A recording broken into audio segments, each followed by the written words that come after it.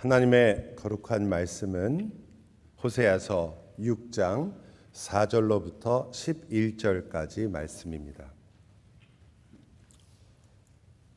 제 거룩한 말씀에 귀 기울이시기 바랍니다. 에브라임아, 내가 내게 어떻게 하랴? 유다야, 내가 내게 어떻게 하랴? 너희의 인해가 아침 구름이나 쉬 없어지는 이슬 같도다. 그러므로 내가 선지자들로 그들을 치고 내 입의 말로 그들을 죽였노니 내 심판은 비처럼 나오느니라. 나는 인애를 원하고 제사를 원하지 아니하며 번제보다 하나님을 아는 것을 원하노라. 그들은 아담처럼 언약을 어기고 거기에서 나를 반역하였느니라. 길르앗은 악을 행하는 자의 고울이라 피발자국으로 가득 찼도다. 강도 때가 사람을 기다림같이 제사장의 무리가 세겜길에서 살인하니 그들이 사악을 행하였느니라. 내가 이스라엘 집에서 가증한 일을 보았나니 거기서 에브라임은 음행하였고 이스라엘은 더럽혀졌느니라. 또한 유다여, 내가 내 백성의 사로잡힘을 돌이킬 때에 내게도 추수할 일을 정하였느니라. 아멘. 많은 분들이 아시겠지만 미국 상원에는 가장 오래된 전통이 하나 있습니다. 매년 2월마다 상원 의원 중 한 명이 꼭 나가서 똑같은 연설을 낭독합니다. 그것도 45분이나 걸리는 긴 연설을 매년, 굉장히 오랜 기간이죠. 1800 몇 년도부터 시작했으니까요. 그것은 바로 1796년 9월 19일에 있었던 조지 워싱턴의 고별 연설을 매년마다 꼭 한 번씩 그렇게 하는 것입니다. 미국인들에게는 건국의 아버지죠. 조지 워싱턴이. 그때 그가 2번 대통령을 하고 다시 한번 대통령을 하라는 주위의 권유를 다 물리치고 그가 이제 고별 연설을 합니다. 그 안에는 그의 지혜가 들어 있었고 그의 작별하는 아름다운 말들이 있었고 또한 동시에 매우 귀중한 정치적인 그러한 성명들이 들어 있었습니다. 그래서 그 이후로 하원은 이제 더 이상 하지 않지만 여전히 상원은 매년마다 이 연설을 모든 상원의원들 앞에서 읽습니다. 내용은 여러분과 제가 다 알기에도 벅찰 정도로 많은 내용인데 깜짝 놀랄 내용들도 있습니다. 예를 든다면 정당 정치가 가지고 있는 위험성에 대해서 경고를 하고 그리고 그는 직업군대를 만드는 것을 반대했습니다. 헌법은 절대 시대를 따라서 사람에 따라 변해서는 안 된다는 것을 강조하고 그리고 우리가 누리는 자유의 진정한 기초는 종교와 도덕에 있다는 것을 설파했던 시대의 가장 훌륭하고 명연설 중에 하나입니다. 그만큼 유명하지만 그 대신 애석하게도 가장 지금 현재 미국에서 무시되고 있는 연설이기도 합니다. 지금 미국은 도덕적으로나 또한 종교의 면에서나 많은 자유를 잃어버리고 있으며 그리고 또한 나라는 사실상 우리가 미국에 살고 있는 것은 풍요한 나라이긴 하지만 과연 우리가 옳고 좋은 나라에 살고 있는가라는 질문에는 대답하기 어려운 면이 너무나 많기 때문입니다. 하나님께 감사한 부분도 있지만 우리가 그리스도인으로서 이 사회와 나라에 과연 책임을 다하고 있는지를 항상 묻게 만들고 있습니다. 그런 면에서 조지 워싱턴의 연설은 가장 무시되는 연설이라고 말하기도 하죠.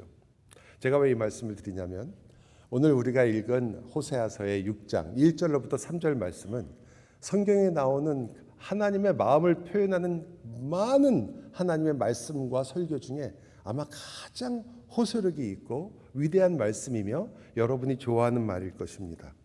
그 호소력이 얼마나 대단하잖아요. 오라, 우리가 여호와께로 돌아가자. 우리를 찢으셨으나 도로 낫게 하실 것이요 우리를 치셨으나 싸매어 주실 것입니다. 이틀이면 살리시고 사흘이면 일으키시리라. 그러므로 힘써 여호와를 알자.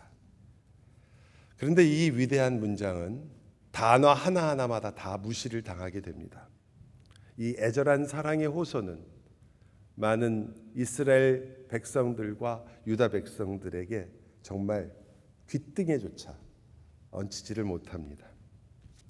정말 우리를 위해 돌이키시고 우리를 위해 죽으시고 우리를 위해 부활하실 메시아에 대한 이야기가 이 안에 있음에도 불구하고 내가 너희가 돌아오면 너희를 치유하고 생명을 줄 것이다 라는 하나님의 정말 간절한 마음이 그곳에 있음에도 불구하고 완전히 무시당한 하나님의 말씀이기도 하죠.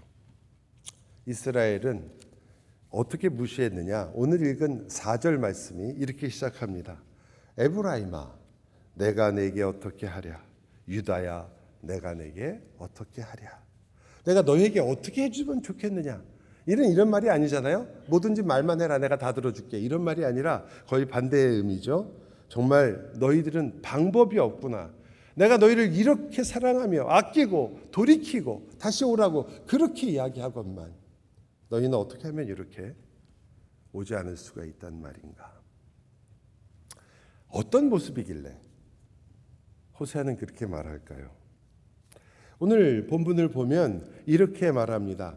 너희의 인애가 아침 구름이나 쉬 없어지는 이슬 같다. 그래. 인애라는 말은 상당히 중요한 단어죠. 우리가 헤세드를 만드는데 헤세드라는 말은 그냥 사랑이라고 이렇게 번역하기는 굉장히 어려운 말입니다. 그래서 구약 성경에서도 여러 단어로 번역이 돼요. 인애라는 말이 많이 나오고요. 또 사랑이라는 말로도 번역되기도 하고 변함없는 사랑이라. 그래서 steadfast love라는 말로도 번역됩니다. 또 어떤 면에서는 헌신이라 해서 헌신이라는 단어로도 번역됩니다. 언약의 사랑이라 해서 언약과 관계돼서도 번역이 됩니다. 다시 말하면 이 인애라는 말은 변함없이 그 언약을 지키는 사랑이라는, 물론 하나님의 사랑이기도 하고 하나님이 우리에게 요구하시는 사랑이기도 합니다. 그런데 그것이 어떻게 된다고요? 아침 이슬과 같다. 해가 뜨면 사라져 버린다 이런 말이죠.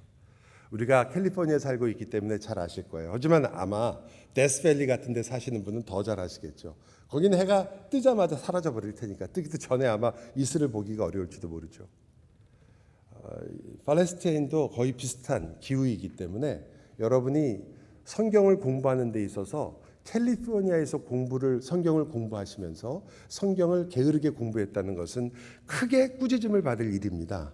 여러분 이거 돈을 주고 이스라엘로 가서 볼 수 있는 걸 여러분은 캘리포니아에 산다는 이유로 다 압니다.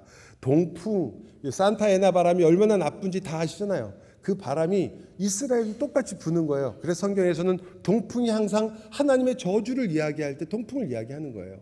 모든 걸 말려버리고 모든 농작물을 없애는 그리고 그 하나님께서 심지어는 그 홍해를 가르실 때도 동풍이 불죠.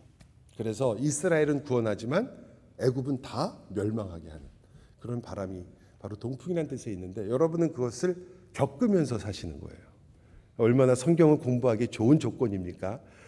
성경 공부 안 하시는 분들 마음에 찔림을 받을지어다. 그런데 어쨌든 이 모든 것 속에서 강조하는 바는 뭐냐면 쉽게 사라진다는 거예요. 그러니까 인애라는 걸 너희가 안 갖고 있구나 이런 걸 얘기하는 게 아니라 우리가 인애를 갖고 있었고 고백했었다는 거죠. 여러분 신명기에 보면 가나안 땅 앞에서 이스라엘 민족들이 모세에게 이렇게 약속합니다. 우리가 여호와의 말씀을 듣고 준행하여 지키겠나이다. 자신 있게 얘기합니다. 그때 왜 그들이 그냥 억지로 얘기한 게 아니에요. 너무 기뻐서 얘기했습니다. 가나안 땅을 앞에 두고 하나님 앞에서 흥분했습니다. 그들은 너무 즐거웠고 이제 하나님의 약속이 이루어지는구나라는 그 마음의 기쁨으로 우리가 주의 말씀을 준행하고 지키겠나이다. 그런데 아침 이슬이 어떻습니까? 해가 뜨자마자 즉 그들이 다시 어려움을 겪기 시작하자마자 햇볕 아래 나가니까 뜨거워지자마자 그들이 힘들고 어려운 순간을 겪자마자 그들은 어떻게 돼요? 다 사그라지더라는 거죠. 말하자면 하나님께 열광은 해요. 진리를 듣고 흥분합니다. 이렇게 하나님 말씀이 그리고선 좋아합니다. 잠시 동안. 여러분이 아마 이런 말을 들으면 금방 예수님의 비유를 생각하실 거예요. 예수님 비유에 분명히 말씀하시잖아요. 처음에는 그들이 말씀을 듣고 그렇게 즐거워하며 기뻐하고 그 말씀대로 굉장히 살 것처럼 이야기하지만 오래지 않아 말라버리더라. 그런 모습과 비슷한 거죠. 해가 나자마자 사라져 버렸습니다. 그리고는 그들은 얼마나 많은 변명으로 그것을 채웁니까? 하나님, 가나안에 들어가 보니까 저들은 철병거를 가졌습니다. 어떻게 우리가 그들을 이깁니까? 그들은 산 위에 살고 있습니다. 우리가 거의 올라가기도 쉽지 않습니다. 저들은 키도 크고 그리고 아주 힘도 셉니다. 모든 것이 변명으로 가득 차기 시작합니다. 하나님이 나를 의지하여 들어가면 이 모든 것이 너희의 것이라고 약속했지만 그들은 그 모든 것 한순간도 하나님의 말씀 앞에 살지를 못하고 여리고를 어떻게 무너뜨립니까? 우리는 어떨까요? 비슷하지 않습니까? 우리도 얼마나 주의 말씀과 은혜를 알았을 때, 하나님께서 이런 분이시구나, 예수 그리스도의 십자가가 이런 것이구나를 깨달았을 때 얼마나 마음에 뜨거움이 있었습니까? 그때 말씀을 내가 더 열심히 공부해야지, 올해 내가 성경을 꼭 한번 읽을 거야 라는 결심도 수도 없이 하지 않았습니까? 지금은 여러분 마음속에 혹시 이런 것이 가득 찰까 봐 걱정이 되는 거죠. 먹고 살려니까 바빠서요. 그때는 성도를 위해서 모든 것을 내어놓을 것처럼, 내가 내 일생을 주님과 주님의 나라를 위해 살 것을 마치 당연한 것처럼 이야기했던 우리의 모습들이 지금은 어떻습니까? 그런 것들은 그래도 말할 수가 있죠. 여러분 너무 바쁠 수 있으니까요. 그러나 이럴 때도 있어요. 교회 왔는데 여러 가지 마음에 안 드는 일이 너무 많은 겁니다. 내 마음대로 잘 안 되고 내가 원하는 것들이 이루어지지 않아요. 그리고 내가 보기엔 이건 뭔가 좀 부족한 것 같아요. 그거 어떻게 하십니까? 그래서 여러분은 제자리 걸음을 하시기 시작합니다. 마치 당연한 것처럼. 그리고 그 변명으로 가득 채웁니다. 이스라엘이 그랬어요. 바로 앞에 있는 가나안에 들어가면서 뭐든지 다 변명거리가 될 수 있으니까요. 뿐만 아니라 심지어는 얄미운 사람 때문에 안 한다, 이 사람이 내 마음을 괴롭히기 때문에 안 한다라는 말도 우리는 당연한 것처럼 합니다. 여러분, 다른 사람이 여러분의 마음을 좀 힘들게 하는 것, 혹은 어떤 땐 교회 일들이 여러분의 마음에 안 드는 것과 주님을 섬기는 것과 도대체 무슨 관계가 있습니까? 여러분은 여전히 주님으로부터 부르심을 받고 있으며 여러분이 여러분의 환경과 여러분의 마음과 하나님이 주시는 은혜가 허락하는 한 여러분은 여러분이 가지고 있는 모든 핑곗거리가 아니라 하나님 앞에 진실하다는 그것 하나로서 살아가는 것입니다. 여러분께 하나님이 물을 것은 그래 너 옛날에 그래 누가 너를 그렇게 힘들게 했느냐? 너 그렇게 얄미운 사람이 누구였어? 너를 속상하게 하는 그 목사가 누구야? 그때 제 이름은 얘기하지 마세요. 그 대답을 하려고 여러분이 준비하는 것이 아니라 주님과 함께 보냈던 시간이 어떤 시간이었으며 주님을 위하여 그리고 이웃을 위하여 내가 나의 삶을 같이 나눴던 시간이 어떤 것인가를 여러분은 대답하게 될 것입니다. 그럼에도 불구하고 우리는 이스라엘과 유다와 비슷한 우리의 삶의 모습을 자주 보게 됩니다. 좋아요. 우리가 너무 약해서 그렇다. 그럼 둘째를 한번 봅시다. 이것도 역시 인애와 관계가 있습니다. 우리는 이렇게 꾸준하게 하나님을 끝까지 섬기는 삶에 있어서 얼마나 연약하냐면 이 인애라는 것이 무엇과 연관이 되냐면 이제는 제사와 관계가 됩니다. 우리로 말하면 예배라는 말로 곧바로 대체할 수는 없지만 근본적으로 비슷한 내용을 갖고 있는 거죠. 어떻게 제사와 관계가 되냐면요. 이 이스라엘도 유다도 자기가 가지고 올 수 있는 많은 재물들을 하나님께 가지고 옵니다. 그리고 모든 제사를 제사장을 통하여 하나님의 율법을 좇아서 틀리지 않고 그대로 잘 했습니다. 물론 가끔 그들의 마음이 안 좋았기 때문에 그들은 가지고 온 재물이 사실은 수준에 맞지 않는 재물을 가져오기도 했습니다.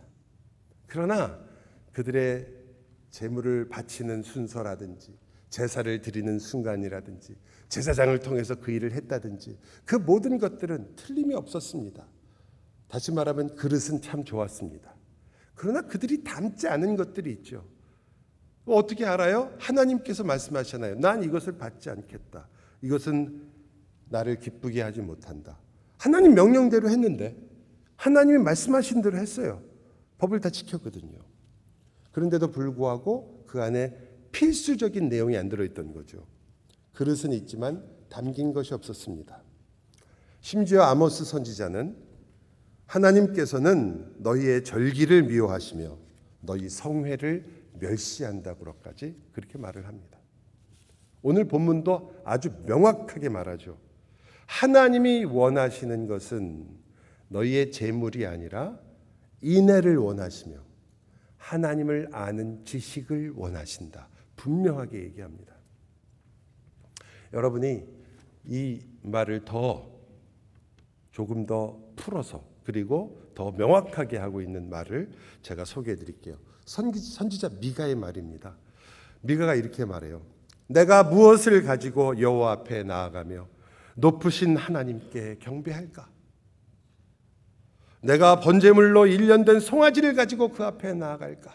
그러면 주님이 기뻐하실까? 여호와께서 천천의 수장이나 만만의 강물 같은 기름을 기뻐하실까?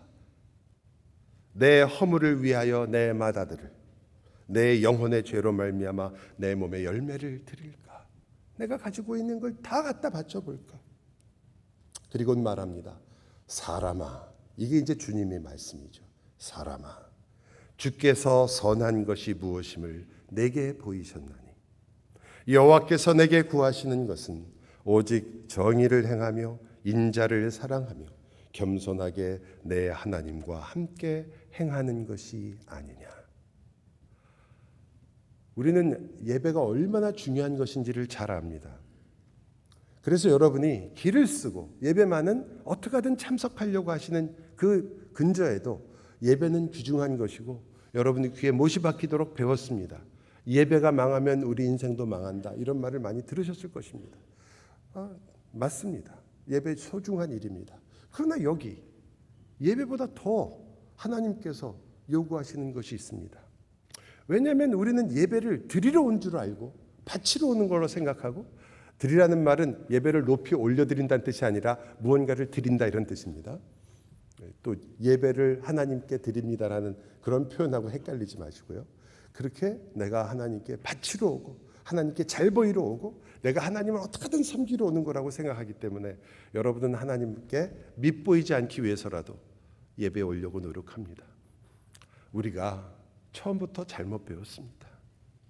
우리가 처음부터 우리의 신앙을 잘못 시작한 것이 너무 많은데 그 중에 하나가 이 예배입니다. 이 예배야말로 이 성경에서 우리에게 왜 요구하는지, 왜 하나님이 여러분을 모으시는지를, 하나님께서 여러분에게 복을 허락하시며 하나님이 누구이신지를 알리시며 여러분을 섬기시고 여러분에게 복 주시기를 기뻐하시기, 그리고 여러분을 너무나 사랑하시기에 여러분을 예배로 부른다는 사실을 우리는 처음부터 그렇게 배우지 않고 예배도 우리의 공로로 배웠습니다. 빠지지 말고 하나님께 해야지. 물론 몰랐을 때는 그것을 우리가 당연한 것으로 여겼지 모르지만 이제 여러분 적어도 오늘 이후로는 여러분은 정말 달라지셔야 되겠죠. 여기 네 가지를 얘기하잖아요. 미가가 하나는 정의를 행해라.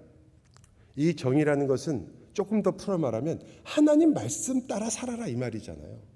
옳게 하나님의 옳은 진리를 따라 살아라. 두 번째는요, 너희가 반드시 여기 있는 그대로 인자를 사랑하라는 말은 하나님을 사랑하라는 말, 인자라는 말은 여러분이 아시는 것처럼 예수 그리스도를 표현하는 말 중에 하나입니다. 그리스도, 하나님을 사랑하라. 그리고 곧 그 사랑이라는 것은 우리가 하나님의 말씀을 순종함으로 하나님께 보이게 되는 거죠. 그 다음은 그러한 우리들의 삶에서 나타날 수 있는 최고의 문제들, 여러분이 옳은 것을 배우고 바르게 예배하고 하나님을 깨끗하게 믿고 순수해지고 정말 주님을 내 순전한 마음으로 섬기려고 애쓸 때 가장 나타나기 쉬운 것, 사탄이 가장 쉽게 여러분을 무너뜨리는 것, 교만이거든요. 나는 지금 누구보다도 올바르게 찬양하고 있다. 이것처럼 무서운 교만이 없습니다. 나는 누구보다 더 옳은 교회에 다니고 있다. 무엇보다도 괜찮고 올바른 교회에 나는 출석하고 있다. 여러분, 이 단어는 상당히 위험한 말입니다. 왜냐하면 우리 중에 누구도 그리고 모두가 알듯이 우리는 그러한 교회로서 살고 싶은 것이지 우리가 그렇지 않다는 것을 다 알고 있습니다. 여러분, 나성 남포 교회라는 이름은 이것은 헛개비입니다. 그거는 실체가 없어요. 실체는 여러분이거든요. 여러분이 완전하십니까?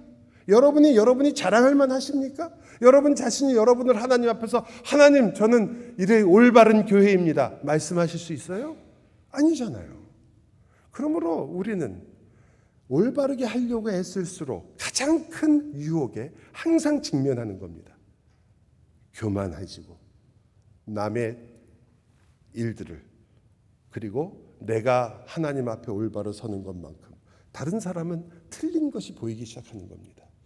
그것이 분별하여 내가 경계로 삼고 그를 따뜻한 사랑으로 그를 인도하려는 그 마음이면 좋은데 그 마음이 이렇게 쉽게 오지 않죠. 우리는 먼저 우리가 잘난 것을 항상 생각하는 사람들이니까요. 그래서 어떻게 됩니까? 결국 우리는 쉽게 교만해지죠. 그래서 세 번째가 뭐예요? 겸손인 겁니다. 너희를 낮춰라. 그리고는 연합, 하나님과 동행하여 행하는 것이 아니냐.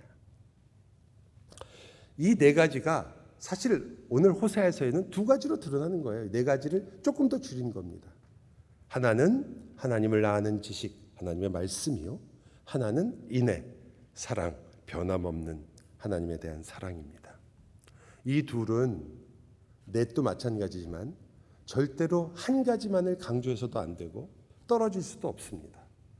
설교 시간에는 어떤 본문 때문에 이 중에 하나를 더 강조할 때가 있습니다. 하나님의 은혜를 강조할 때가 있습니다. 어떤 때는 하나님의 심판과 죄가 무엇인지를 강조할 때가 있습니다. 왜냐하면 그것이 본문이 우리에게 강조하는 것들이니까요. 하지만 이들은 절대 한 가지만을 이야기할 수 없습니다. 여러분이 아시겠지만 인애만 혼자 강조하게 되고 하나님의 사랑을 강조하게 되면 우리가 진리가 없는 사랑이 되게 되고 진리가 없는 사랑은 당연히 잘못된 사랑이죠. 진리가 없는 헌신입니다. 어떤 것과 같아요? 바울이 말한 것처럼 그들이 열심은 있으나 지식이 없어서 어떻게 됩니까? 자기 영광을 구하게 되더라. 참 열심이 있고 지식이 없으면요 자기의 영광을 구하게 된대요. 이게 아닐 것 같은데 생각해 보면 너무나 분명한 사실이죠. 그리고 그렇게 돼서 어떻게 돼요? 교만해지는 것입니다. 또 반대로 지식은 있는데 인애가 없으면 어떻게 되겠습니까? 차가운 지식이 되고 당연히 교만해집니다. 둘 다 교만의 길로 가는 거죠. 이해가 잘 안 되시면 부모님들 다 아실 거예요. 자녀를 사랑하는 마음은 다 비슷할지도 모릅니다. 감정으로서는요. 하지만 지식이 없이 사랑만 있으면 어떻게 됩니까? 아이는 진정한 사랑을 받을 수가 없지요. 그래서 자기 것으로 삼고 내가 원하는 대로 키우려고 하고 그러면서도 잘 모릅니다. 왜? 지식이 없으니까. 아이가 누구인지, 내가 누구이며 내가 어떤 것들로 이 아이를 가르칠 수 있는지, 사랑을 전달하는 방법을 한 번도 생각해 본 적이 없으면 그러면 그는 지식이 없어서 사랑하면서 어떻게 돼요? 망하게 됩니다. 그 부모는 항상 뭐라고 얘기합니까? 아이한테. 내가 너한테 못해준 게 뭐냐. 야, 엄마 아빠 때는 그 전쟁통에 학교에 가고 싶어도 못 갔다. 너 이게 편하게 학교 보내줘. 등록금 내줘. 도대체 뭐가 부족해서 이러냐. 이런 말을 하게 되는 겁니다. 뭐가 부족한 거예요? 지식이 부족한 겁니다. 마음은 분명합니다. 자식을 사랑하는 마음이 있죠. 그래 어떻게 돼요? 그 말을 하는 것 자체가 교만한 거예요. 지금 내가 너한테 뭘 안 해줬느냐. 어떻게 돼요? 마지막에 자칫 잘못하면 그대로 가다가는 망할 수도 있습니다. 좀 이해가 가십니까? 그게 우리가 이 두 가지가 떨어지게 되면 항상 겪게 되는 거예요. 그리고 이것을 어떻게 한꺼번에 같이 할 수 있을까 때문에 고민을 하게 됩니다. 여러분, 성경은 이것에 대해서 사실은 놀라운 방법을 제시하죠. 그것은 우리가 어떻게 하면 우리가 지식이 있으면서 사랑이 있을까? 열심히 배우고 사랑도 열심히 실천해야지. 다 많이들 그렇게 생각하시고 그것이 어떤 면에서는 틀린 말은 아닙니다. 배운 것만큼 우리가 행하자. 그거 그런데 제가 수많이 듣고요. 평생 해봤는데 그게 잘 안 되는 거 아닌가요? 그게? 우리가 배운 것만큼만 살면 여러분 지금 다 성자예요, 성자. 학교까지 대학교까지 나올 필요도 없어요. 유치원 안 다니신 분들도 많죠 아직. 하지만 유치원이나 초등학교만 제대로 다녀도 바른 생활 시간에 다 배우는 거예요. 바른 생활만 다 지켜도 우리 세상은 지금 평화로운 전 세계가 됐을 거예요. 남에게 해끼치지 말아라. 다른 사람을 생각해라. 저 아직도 기억나요. 강소령 이야기. 수류탄 던졌는데 자기가 몸 던져서 부하를 살린 이야기. 이렇게 살아라.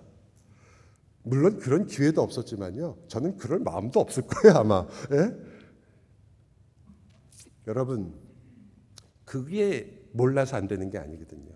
성경은 오히려 다른 방식으로 접근합니다. 물론 성경이 말하는 방법이 여러분으로 하여금 완전하게 이것을 살아라라고 이야기하는 것이 아니라 성경은 이렇게 말하죠. 너희가 가지고 있는 헌신, 너희가 가지고 있는 열심, 너희의 사랑 이것조차도 제사로 드려라. 왜냐하면 이 제사에 대해서 이야기하니까 제가 말씀드리는 거예요. 여러분이 가지고 있는 지식, 여러분이 가지고 있는 올바른 교리, 여러분이 가지고 있는 성경에 대한 뜨거운 마음과 지식들 이걸 어떻게 하라고요? 그것들이 제사가 되게 해라. 제가 이렇게 말하는 것은 이런 원리입니다. 성경은 너의 인생 전체, 내가 가지고 있는 모든 것, 내가 알고 있는 모든 지식까지, 내가 알고 있는 모든 눈물과 아픔까지, 내 인생의 모든 순간들까지 너의 인생을 어떻게 하라고 그래요? 거룩한 산 제사로 드리라. 제가 읽어드릴까요? 이 아름다운 표현을. 그러므로 형제들아 내가 하나님의 모든 자비하심으로 너희를 권하노니 너희 몸을 하나님이 기뻐하시는 거룩한 산 제물로 드리라. 이는 너희가 드릴 영적 예배니라. 너희의 몸, 여기서 말하는 몸은 육체만을 얘기하는 게 아니에요. 성경에서 특히 신약에서 몸을 쓰는 단어가 여러 단어가 쓰지만 이 경우에는 여러분의 몸과 마음, 여러분의 중심 그 모든 것을 거룩한 산 제물로 드리라는 것입니다. 그러므로 여러분의 지식도 그 모든 것도 주님께 제물로 드리라. 그럼 어떻게 되는 거죠? 주님께 제물을 드리니까 번제가 어떤 거예요? 번제라는 번을 태울 번이에요. 그러면 번제를 드리면 어떻게 해요? 내 지식을 태워야죠. 그것을 내 자랑으로 남겨둘 수가 없어요. 내게 하나도 없어집니다. 그러므로 자랑할 것이 없어집니다. 여러분은 원천적으로 교만할 수가 없는 그 자리에 가게 되는 겁니다. 여러분이 가지고 있는 죄와 여러분의 연약함조차도 같이 번제단에 올려놓게 됩니다. 같이 태우게 됩니다. 이것을 우리는 그리스도와 함께 죽는다고 얘기하죠. 여러분, 여러분의 예배 올 때 여러분은 무엇을 하기 위해서 오십니까? 여러분은 혹시 오늘도 좋은 찬양을 하기 위해 오셨습니까? 오늘 그래도 좀 그럴듯한 말씀 하나, 그리고 내가 좀 감동을 받을 말, 그리고 내가 좀 일주일 동안 살 수 있는 그런 말 한마디를 건지러 오셨습니까? 여러분은 아니면 여러분 좋은 기도를 함께 하기 위해서 오셨습니까? 아니면 여러분은 복의 말씀을 선언받기 위해서 오셨습니까? 여러분은 죽으러 오신 것입니다. 저의 예배 순서가 왜 죄의 고백이 있으며 왜 사죄의 확신이 있습니까? 여러분이 예배 때마다 여러분은 그리스도와 함께 죽는다는 것을, 여러분은 죽으러 오시는 겁니다. 내 죄와 또 나의 모든 가진 것들, 내가 똑똑하다고 여겼던 나의 삶들, 내가 알고 있는 모든 지식들, 시간만 되면, 순간만 되면 잘난 척하고 싶은 나의 이 인생, 그리고 시간만 되면 좌절하고 싶은 나의 이 아픔, 이 모든 것을 그리스도와 함께 죽으려고 오는 것입니다. 주여, 내가 왜 여기 있습니까? 그리스도와 함께 나를 산 제물로, 그리스도 안에서, 그리스도께서 진정한 제물이시니까 그 제물 안에서 같이 태워 불사르고 내가 아무것도 아니며 그리스도의 안에 있는 그리스도의 것이라는 것을 고백하려고 오는 것입니다. 또한 동시에 왜 온다고요? 따라서 그리스도와 함께 살기 위해서 옵니다. 그래서 여러분이 예배를 한다는 말은요, 여러분의 감정, 또는 여러분의 지식, 여러분이 알고 있는 것을 조금 느끼거나 오늘 참 예배 제대로 했다 이러기 위해서 오는 게 아닙니다. 여러분은 예배에 많은 순간들 동안 아무리 우리가 열심을 내어도 어떤 때는 정신을 잃을 때도 있고, 어떤 때는 잠시 일주일권의 피곤 때문에 잠깐 졸 수도 있고, 어떤 때는 찬양을 하면서도 찬양에 참여하지 못하고 찬양을 구경할 그런 일들도 생깁니다. 모두 다 분명 우리가 고쳐야 할 것들이지만, 그렇기 때문에 여러분의 예배가 망하는 것이 아닙니다. 여러분의 예배가 망했다고 하는 것은 여러분이 그리스도와 함께 죽고 산 것을 깨닫지 못하고, 그래서 오늘 내가 말씀을 통하여, 찬양을 통하여 내가 그리스도와 함께 죽었습니다. 이제 나는 그리스도와 함께 살아서 이 세상을 향하여 나아갑니다. 그러므로 나에게는 부활의 기쁨이 있으며 부활의 생명이 있으며 부활이 주는 놀라운 위로와 은혜가 나에게 넘칠 수밖에 없습니다. 왜? 나는 이곳에서 예배를 통하여 부활하여 나가니까요. 그리스도와 함께 살아서 나갑니다. 여러분은 죽은 자로 들어오지만 산 자가 돼요. 주님과 함께 나아갑니다. 그리스도의 생명으로 우리가 일어서 가고 있는데, 여러분, 무엇이 여러분을 막을 수 있으며 무엇이 여러분을 좌절시키고 무엇이 여러분을 흔들고 무엇이 여러분을 이길 수 있겠습니까? 그러므로 우리는 기뻐하게 되는 것입니다. 그러므로 여러분이 예배 처음에는 우거지상을 하시더라도, 예배 처음에는 고난과 고통과 그것 때문에 주여 어쩌면 좋습니까?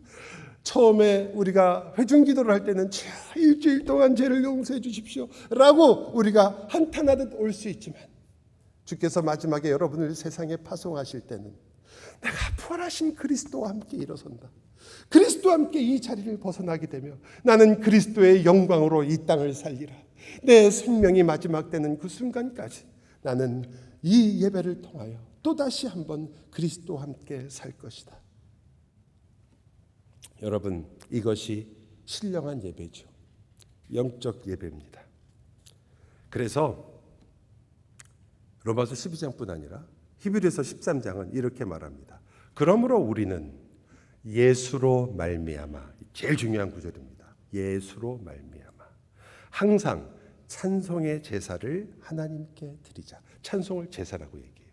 왜냐? 찬송은 예수 그리스도의 이름을 증언하는 입술의 열매이기 때문입니다. 이 찬송을 제사라고 부르죠. 여러분, 다시 말씀드릴게요. 찬송만 제사가 아니에요. 근데 찬송이 제사가 되는 이유는 그것이 그리스도의 이름을 높이고 입술의 열매가 되기 때문입니다. 여러분, 그것은 예배에서 특히 중요합니다. 또한 예배에서 여러분이 예배를 대하는 중요한 태도입니다. 그러나 이것은 우리의 일반의 삶의 영역에서 분명 내 모든 인생 사는 것을 거룩한 산 제물로 드리는 진정한 우리의 삶의 제사, 진정한 영적인 예배에 있어서도 중요합니다. 여러분이 예수 그리스도를 본받아 우리가 한마디를 그냥 건네는 것이 아니라 상대방을 배려하고 그를 격려하며 그를 칭찬하고 그의 모습을 기쁘게 하고 그를 내 마음속에서 사랑하는 언어를 여러분이 구사하게 되면 그것은 무엇이 되는 거죠? 제사가 됩니다. 나의 영적 예배인 것입니다. 거기서 그치지 않죠. 모두 제사라고 말하냐면요, 히브리서 기자는 오직 선을 행함과 서로 나누어 주기를 잊지 말라. 여러분이 서로 선을 행하고 서로를 돌봐주고 서로를 생각하고 도와주고 보호해주는 이 모든 일들을 뭐라고 말하냐면 하나님은 이 같은 제사를 기뻐하느니라. 찬송하고 말씀 읽고 그리고 손들고 기도하고 그것만 제사가 아니라 한 사람을 위하여 나의 것을 내어놓을 줄 알고 그를 기억하여 따뜻한 마음으로 위로하고 또 그에게 나의 삶과 시간을 내어주는 일. 하나님은 이 같은 제사를 기뻐하느니라. 여러분은 어떻게 사십니까? 여러분의 제사는 무엇입니까? 여러분은 이 예배에 참되고 그리고 진리를 사모하며 하나님을 기뻐하고 주님을 높이는 마음으로 와 계신 것을 저는 의심하지 않습니다. 그러나 여러분은 그 같은 마음으로 여러분의 형제와 자매에게, 여러분의 아내와 남편에게, 어떻게 하고 계십니까? 우리는 대개 우리의 잘못과 실수가 예배에서 어떤 때는 예배 순서다. 어떤 때는 우리가 예배 때 뭐 이걸 안 해야 되는데 이걸 한다. 뭐 찬송가냐, 복음 찬양이냐 이런 것들이 마치 우리가 잘못하고 실수하는 것처럼 생각할 때가 있습니다. 물론 그런 면이 가끔 있죠. 조그만 문제를 우리가 닥칠 때마다 우리가 그것들을 잘 해결하지 못할 때가 있죠. 그때 우리는 우리가 실력이 없어서 이걸 잘 해결 못한다. 교회의 일이건 집안의 일이건 다 마찬가지입니다. 풍파가 조금만 닥치면은 하나님께 나아가기보다는 우리는 속상한 마음에 그 마음 자체에 빠져가지고 그래서 우리가 난 이거 어떻게 하면 좋을까? 우리의 연약함이라고 하나님께 얘기합니다. 주님, 저는 너무 연약해서 지금 속이 너무 상하네요. 기도도 안 나와요. 이렇게 말할 수도 있습니다. 자녀와 갈등이 심해지면 내가 너무 아이를 내 입맛대로 키우는 게 아닌가? 앞으로는 좀 조심해야지 라고 생각하실 수도 있습니다. 부부 사이에 힘든 일이 생기면 내가 더 상대방 마음을 아프게 하는 말을 하는구나. 내 말 좀 고쳐야지. 이렇게 말할 수도 있습니다. 맞아요. 이런 것들 우리가 겪는 일반적인 문제들이고 우리는 그렇게 문제들을 해결하는 것처럼 생각합니다.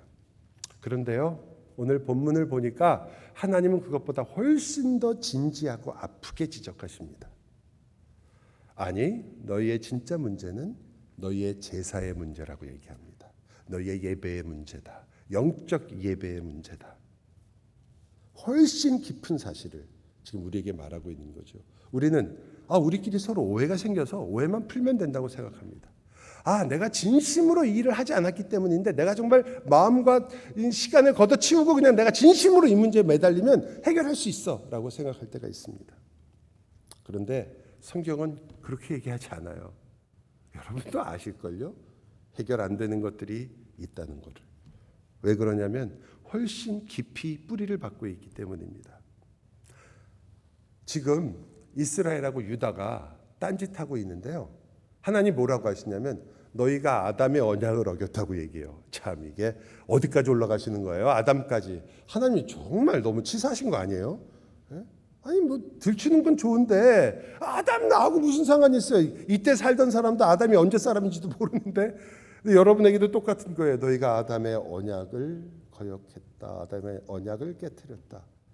그 말은 무슨 뜻 말을 하려고 그러는 거냐면 너희가 나에게 반역했다 이렇게 말하는 거예요. 이게 하나님 제가 조금 뭐 잘못했다고 하나님을 반역하다니 반역죄에 걸리다니.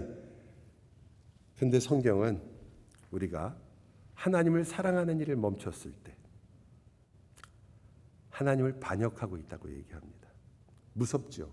하지만 사실은 얼마나 진실입니까? 성경은 여러분이 아내를 사랑하는 일을 멈추고 아내를 사랑하지 않고 있다면 똑같이 물어볼 겁니다. 하나님은 너는 나를 반역하고 있다. 여러분이 남편을 존중하지 않고 여러분 마음대로 여러분이 알고 있는 세상의 지식으로 기싸움을 벌이고 있다면 하나님은 여러분에게 말씀하실 겁니다. 너는 나를 반역하고 있다. 자녀를 노엽게 한다면 여러분은 하나님으로부터 똑같은 추궁을 받을 것입니다. 너는 나의 말을 업신여기고 있으며 나에게 반역하고 있다. 네가 드리는 너의 영적 예배는 너의 제사들은 너무나 가증스럽구나. 성도의 삶에서 우리는 죄를 용서받은 자들이기 때문에 가끔 죄를 너무 가볍게 여기는 경향이 있습니다. 물론 죄를 너무 크게 생각해서 무슨 죄책감에 빠져 살듯이 죄 하면서 무슨 죄를 그 옆에 끼고 살듯이 하는 것도 신자로서는 당연히 그것은 잘못된 일이며 심지어 우리가 불신자들에게도 그렇게 얘기할 때 하나님께서 당신을 사랑하셔서 구원해 주기를 원한다고 얘기하지 그냥 죄만 얘기하지는 않잖아요. 구원이 없고 부활이 없는 죽음이 무슨 소용이 있겠습니까? 그러나 우리 신자들은 오히려 우리가 용서받았다는 것을 알기 때문에 더 죄를 조금 가볍게 여기는 경향이 있죠. 그저 우리가 그래서 문제를 닥치면요. 우리는 아까도 말씀드린 것처럼 진심으로 노력을 안 해서 이 오해를 잘 못 풀어서 그래서 우리가 정말 잘 방법만 찾으면 이걸 이길 수 있고 넘어설 수 있다고 생각할 때가 많습니다. 안 해서 그렇지 우리가 제대로 나서기만 하면 된다고 생각합니다. 여러분 우리가 죄를 짓는다는 것은, 우리가 잘못하고 있다는 것은 사실은 하나님께 반역하고 있는 것입니다. 우리가 사랑을 멈출 때, 우리가 미움에 사로잡힐 때, 우리가 시기하고 질투할 때, 우리가 남을 헐뜯는 그 순간에 하나님의 형상인 사람을 조금이라도 멸시하고 있다면, 우리가 그것을 생각하지 못하고 그것들을 우리의 입 밖에 내며 우리의 마음속으로 죄를 짓고 있다면 우리는 하나님께 반역하고 있는 것입니다. 아담처럼 하나님의 말씀을 따르지 않고 자신을 위해서 행동하는 것이고, 여기에는 제사장도 백성도 누구도 예외가 없었습니다. 제가 조금 더 성경의 표현대로 얘기할까요? 성경은 이렇게 얘기해요. 너희의 손에 피가 가득하도다. 압니다. 여러분이 언제 무슨 진짜 칼을 잡아서 피가 나는 건, 썰어본 것은 스테이크밖에 없잖아요. 뭐 그런 적이 있었겠어요? 그 성경은 말하는 겁니다. 예수님의 말씀이 얼마나 무섭습니까? 네가 형제를 향하여 바보라고 얘기한다면, 그 형제를 업신여긴다면 너는 살인한 것이다. 너의 손에 피가 가득한 것이다. 무서운 말씀이죠. 그러나 동시에 너무나 사실입니다. 성경은 우리가 피가 가득한 손을 가지고 하나님 앞에 나왔다고, 그래서 너희가 얼마나 가증한 것이냐고 말합니다. 하나님의 심판이 우리 코앞에 있다고 그렇게 말합니다. 너희가 아버지를 반역했고 아버지를 멸시했다고 말합니다. 너는 이웃의 피를 흘렸으며 너의 남편과 아내의 피로 너희의 손은 지금 가득하다고 성경은 말합니다. 우리가 이 사회에서 올바른 길을 걷지 않고 불의를 눈감아주고, 그리고 마치 모든 것이 잘 될 것처럼, 나는 예수를 믿기 때문에 마치 아무 책임이 없는 것처럼, 나는 그저 천국 갈 사람이라고 생각하면서 세상을 살아가는 그 모든 태도에 대해서 성경은 똑같이 얘기합니다. 정의를 폭포수처럼 흘리지 못하는 우리들에게 너희의 손은 지금 피로 가득하구나. 너희의 제사를 내가 어찌 받을 수 있단 말인가. 그래서 우리는 외칠 수밖에 없죠. 어떻게 하면 좋습니까? 주님 말씀도 똑같아요. 너희를 도대체 어떻게 하랴? 주여 우리를 불쌍히 여기소서. 주님 도와주옵소서. 주님, 우리는 우리가 이것들을 다 해결할 실력이 있는 줄 알았습니다. 혹은 우리는 이것들을 그래도 우리 방식대로 어느 정도 가는 줄 알았습니다. 많이 하면 뭔가 될 줄 알았습니다. 안 되는 거 여러분 너무 잘 아시잖아요. 조그만 것, 아무것도 아닌 것들이었는데 그것들이 얼마나 눈덩이처럼 커져서 우리에게 얼마나 많은 아픔과 상처를 주고 있으며 줄 것인지를 여러분이 너무나 잘 아시잖아요. 가정에서도 마찬가지요. 아내와 남편 사이에도 그 문제들이 우리 사이에 언제나 벌어질 수 있다는 것을 경험으로도 우리의 본성으로도 압니다. 우리가 누구인지를 아시잖아요. 어떻게 하실 거예요? 하나님도 말씀하십니다. 내가 도대체 너희를 어떻게 하랴? 우리가 만일 오늘 이 호세아의 말씀을 진정으로 대하며 우리 자신을 보았다면, 사랑하는 여러분, 우리는 반드시 하나님의 위대한 말씀으로 돌아가야 하고 호세아를 통해 주신 설교로 다시 가야 합니다. 반드시 가야만 합니다. 우리와 함께 죽으시고 둘째 날에 우리를 살리시며 셋째 날에 우리를 일으키시는, 그리고 그 첫 열매가 되어주신 예수 그리스도에게로 가야 합니다.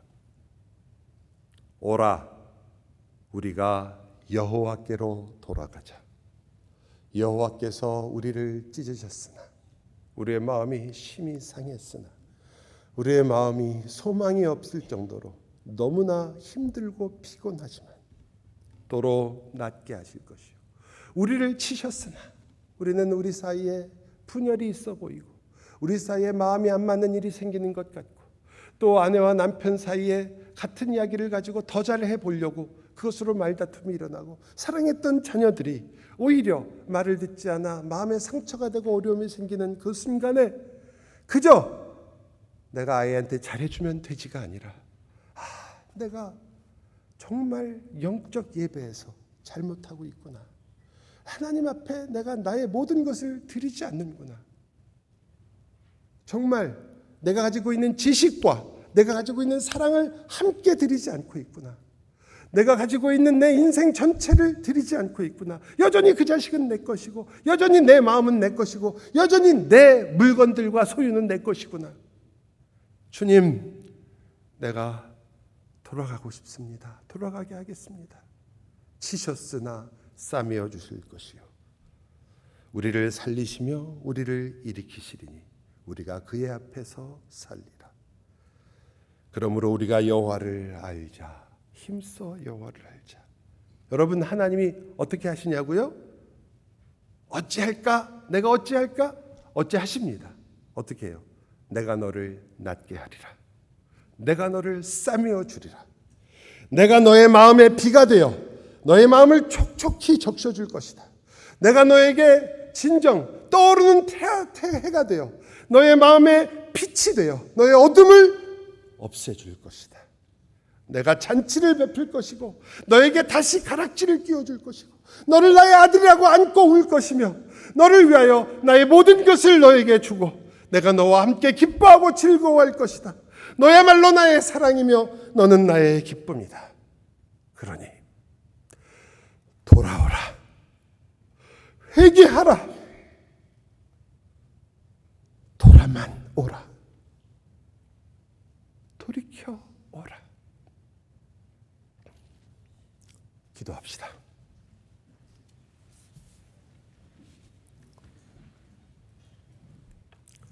주님, 이스라엘은 자기들이 아침 이슬 같은 자인지도 몰랐습니다.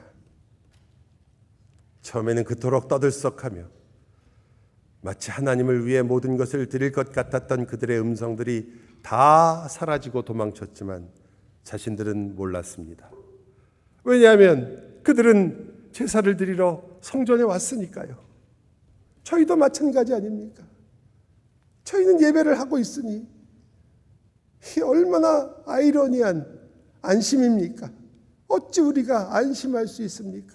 진정한 영적 예배는 우리에게서 떠나가 버렸는데 우리의 마음은 시기와 질투와 그리고 미움으로 그리고 우리의 마음은 여전히 씻을 수 없는 상처와 아픔으로 가득 차 버렸는데 주님, 아내를 사랑하며 남편을 존중하기보다 자녀를 진정 말씀으로 키우기보다 우리 자신이 이 세상에 이토록 물들어 버렸는데 주님, 저희가 어찌 돌아가지 아니하고 그저 수많은 재물을 하나님께 가지고 와서 하나님께 바치며 문제가 없는 듯이 살고 있는 저희를 보시옵소서. 주여, 용서하시옵소서. 주여, 저희로 하여금 그 주님께 우리를 간절히 부르며 내가 너를 다시 낫게 할 것이며 다시 싸매어 줄 것이며 내가 너의 생명이 될 것이며 너를 살릴 것이며 반드시 열매를 맺게 하시겠다는 그 주님 앞으로 다시 돌아가게 하여 주옵소서. 주님도 나의 기쁨이 되게 해주시고 주님도 나의 사랑이 되게 해주시옵소서. 주께서 나에게 고백하시는 호소하시는 그 하나님의 사랑이 저의 심령에도 부딪히며 나의 마음에 정말 못처럼 박히게 하시고 그 주의 사랑이 내 마음속에서 뿌리가 되며 열매를 맺을 수 있도록 주여 주께로 돌이키게 하여 주옵소서. 예수 그리스도의 이름으로 기도하옵나이다.